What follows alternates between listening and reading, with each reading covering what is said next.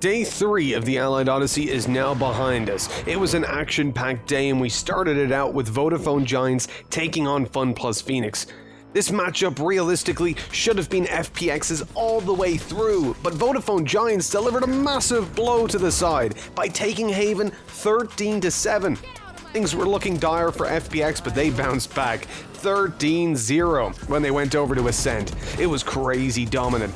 But I want to take a look at Haven and a couple of the plays from Vodafone Giants that got them all the success and really have underlined this team as a potential competitor on this level, even despite the fact that they are so new to competing here. This is within their first 5 actual matches on record with this lineup, and to deliver such a serious blow to Fun Plus Phoenix, a strong roster that's already taken some heads, that is absolutely phenomenal for this team.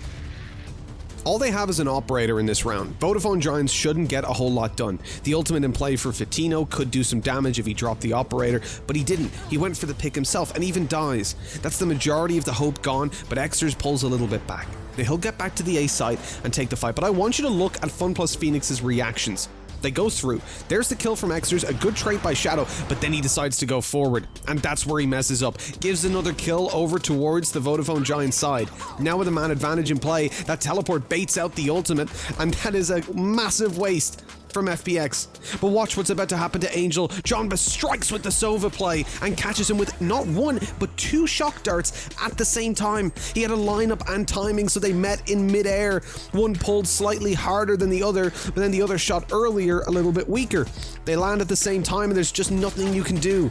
Vodafone Giants punished them every single mistake that FPX made. They couldn't get away with it. And that was a big problem for them in this series. They came in just playing loose, thinking they could destroy Vodafone Giants on an individual level, and boy was that proven wrong on map 1. Game number 2 of the day was Team Liquid versus BBL, and honestly, I couldn't wait to see this one. BBL have shown a lot of promise, but in this matchup, they couldn't deliver. Losing both maps, Haven 13-8 and Split 13-6. Liquid were dominant on the attacking side, and we got to see lots from them when it came down to Scream on that Reyna. He's recently switched back to that agent, and in this clip here, you're gonna see just why. BBL start out this round looking for mid control. They find it successfully by popping a smoke down early to avoid getting operated as they walk out on mid. CNED gets tagged a little bit up and then looks to try and return a shot, but he isn't able to land it. They use the raise perfectly here to clear out rope room, and that nade even making sure nobody is towards upper B, allowing CNED to post up and look for a duel. And that's all the BBL were doing in this early round. They want to push into upper A, but that nade alongside the slow scares them away. They decide instead to move over towards the B site, and this is where Scream delivers a massive performance. The first kill and immediately fades out. The disengage is so valuable for him.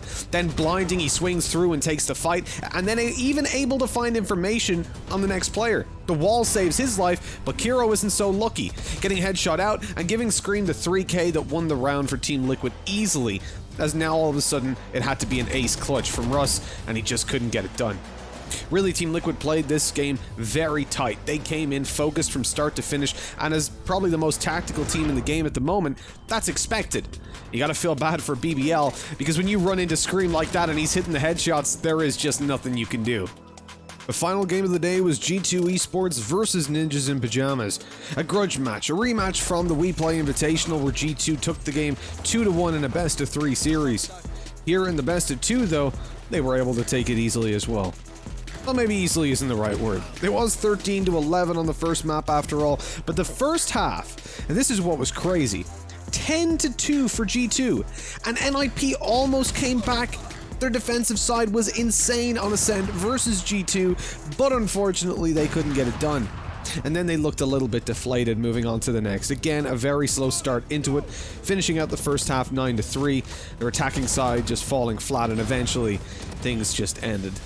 It was 13-8 in the end, and for NIP, it was definitely an upsetting series because they showed so much potential in the second half of both of these maps, but when you get 2 or 3 rounds in the first, it's so unreasonable to expect you to come back into it. NIP tried something different this round. Normally, you're going to see Hip lurking outside of a site. But this time he wants to get a little bit more aggressive into B. They're leaving their options open and hopefully he can sell a fake. He does drag 3 players from middle, but not able to find a kill on the initial engagement, tries to retreat with his wall. The slow keeps him back and Artis sprays through that wall to keep him trapped in the left corner when the slow disappears. The idea there was if he's still there when the wall disappears, they could double swing and take him down. Now with that man advantage in favor of G2, NIP need to be reactive. Rhyme tries to take control of A, but as the cages fade, Patatek easily shuts him down. The team had already given up control elsewhere, but even despite that, you're going to see Looker remain in middle. Another 1v1 offered up to G2 and another one they take successfully leaves a 2v4 on the table. For NIP, this is not an easy one to connect, but they're going to try. The paranoia alongside the teleport to allow the Omen to get up close. Unfortunately, Patatek knows full well what he's playing up against and gets his third 3k in 4 rounds. Not too bad. I mean, just take a look at the scoreboard when it comes up. 9 kills for Patatek, the next closest player has 2. And for G2, they were punishing all the little mistakes just like that one that NIP made in the first half of each of these games.